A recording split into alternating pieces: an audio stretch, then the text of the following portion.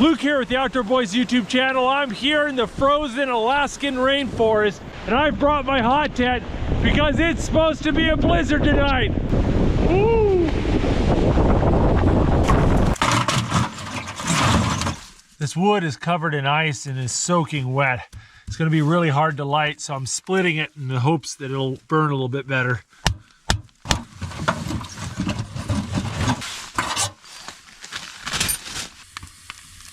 You can really feel the temperature difference out here.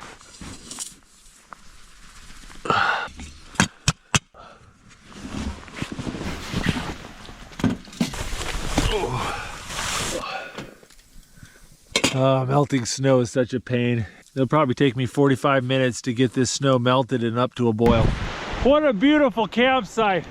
This right here is Prince William Sound, one of the most gorgeous parts of Alaska. And this forest here is actually rainforest. They get something like 200 inches of rain every year here. But this storm is getting worse. I think I better get my snowshoes on and get out of here. Good 18 inches of snow on top of my old tracks from yesterday. It's like I never broke any trail.